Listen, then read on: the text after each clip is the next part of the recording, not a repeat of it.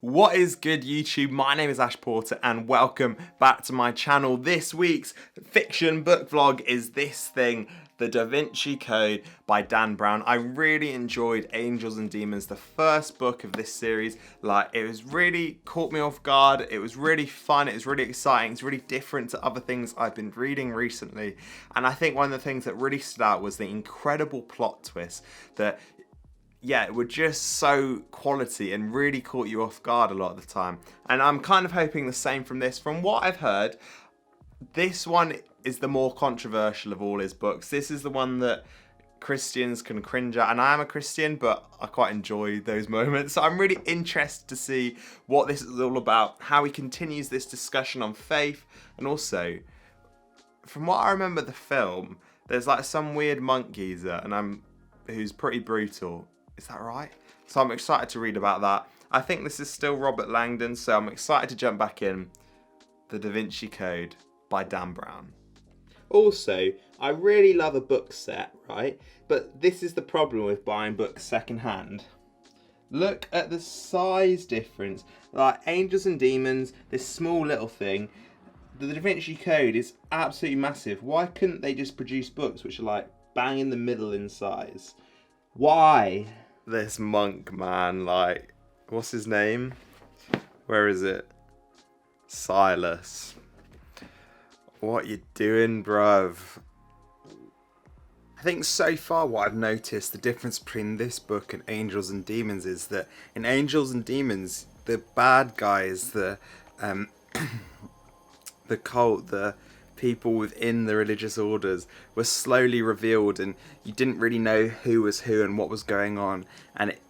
Whereas in this one, you instantly have Silas. You have the bishop who's like his adopted father, boss. You have this mysterious guy, the teacher, and so you're getting a lot of perspective, almost the bad guys, quite early on in the book, which I'm interested to see where that goes. What did Sophie witness her granddad doing?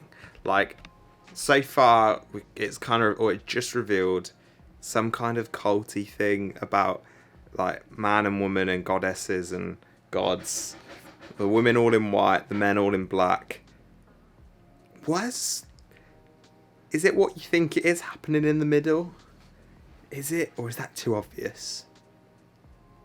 Dan Brown, I said it in Angels and Demons, but he just is such a clever author because there's just so much depth to these books. There's so much detail, these codes and riddles and everything that Robert Langdon's character does and inherently and innately.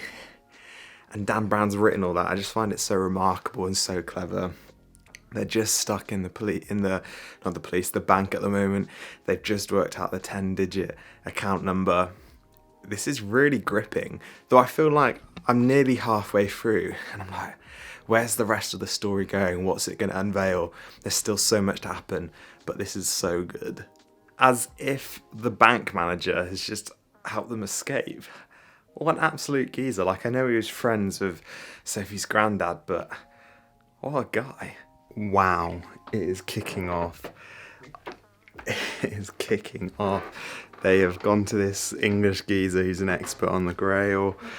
Silas has turned up. The police are about to turn up. Also, we just found out the Holy Grail is apparently a woman. Do you think Sophie's got more to do with it than just being the guy's granddaughter? Whether it's a lineage, genetics, I don't know. Jesus, what you doing going to get married for? What a little theory. Jesus was married to Mary Magdalene and they had a kid, and it's a royal bloodline. And that my guess is that means Sophie is definitely part of that royal bloodline. I think I literally just guessed it in the previous clip without guessing it. That's exactly what it was. But, jeez. Yeah, Sophie's important. And obviously that's life-changing information because, I don't know, does that change a Christian faith? I'm not really sure. But it's a pretty cool theory. Oh my days, it is all kicking off. It is about to get crazy. What is going to happen right now? The police, Silas, like Robert and Sophie. Also, did we just find out that the head of police is working for these Catholic people, and that I don't think he's the guy I don't think he's the boss geezer, but definitely a bad guy.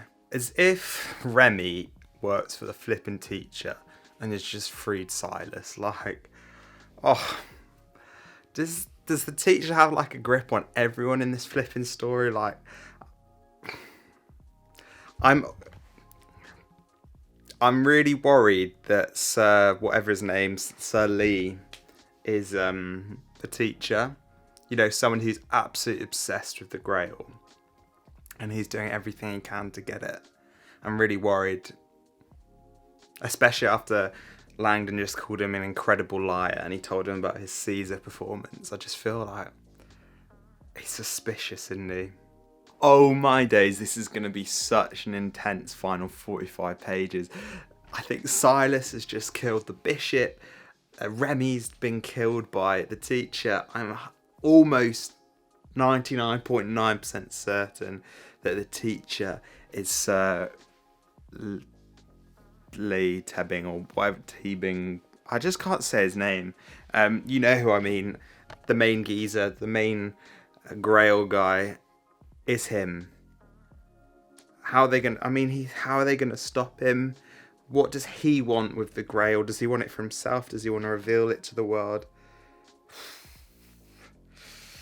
What are Sophie and Robert gonna do? Also, can we talk about how they're like, just like the previous book, within a day they're falling in love and it's all a bit cringe. I knew it, I called it. Lee Teabing, whatever his name is. Absolute waste man. It was him the whole time. This has been his master plan, his plot to get the Grail. Unbelievable. What a weirdo. I'm not gonna lie, that wasn't like exactly how I imagined it going down. I mean, yes, it was such a clever riddle. The apple, like Robert having solved it, all that kind of stuff, but it wasn't the best, and I'm still confused where the police dude, the French police guy, comes into it, because he's just come in and arrested them. I thought he was a bad guy. Oh, so they had been working together only to try and stop Silas from murdering people. He wasn't a bad guy the whole time. He genuinely thought Langdon had killed the curator guy. Well, there you go. I just finished it. This book, which I've known about probably since I was 11, and so like 14 years, and I'd never read, but now I've read it and I finished it, and I'm not like buzzing right now. Like, don't get me wrong, I think the story ended really like in a nice way in terms of Sophie's family. You reunited with her grandmother and her brother, and the fact that they are, you know, descendants of Mary and Jesus and whatever. And I think that's a really cool, kind of expected thing. And then the epilogue with Robert Langdon going back to find the Grail and going back to Paris, going to the museum with the glass temple thing, glass pyramid, and then there's a mini pyramid inside. Is that the Grail? Is that like where Mary Magdalene was buried? Because that's what the little poem or verse was about. I'm pretty tired right now, and I'm not sure I fully understood the ending, to be honest. I might do a little bit of research on that. But I wasn't blown away. You know, I think I preferred Angels and Demons. That's my initial reaction. Like, that really gripped me the whole way through, and I loved the ending. Whereas this, not so sure about it. Is he just going to pie off Sophie again? Are we going to get to the third book and it's a new girl? It's like Bond girls, but Robert Langdon, the symbologist, or I don't know I forgot what he's actually called. But yeah, I'm going to go sleep on it. I'm going to think about it. I'm going to try and process this, and I'll give my closing thoughts tomorrow. Dan Brown, the Da Vinci Code, done, dusted, read. And I know I've just said it yesterday evening, but I really think my reactions are I enjoyed Angels and Demons way more. I thought it was a way more satisfying ending. Don't get me wrong, I did really enjoy this book. I do recommend this book because I think the series so far has really been worth a read, and I did enjoy it. But I don't know, I think it was the ending which blew it for me. I don't know what I wanted from the ending, but I wanted something different to what we got. Does that make sense? But again, Robert Langdon's character is great. I love just how, like, to be honest, I just love how clever he is. Like, it's almost like detective novels, but it's not. Like, he's a symbologist or whatever. But it's like that. It's just great. I think he's a great character. Sophie was cool.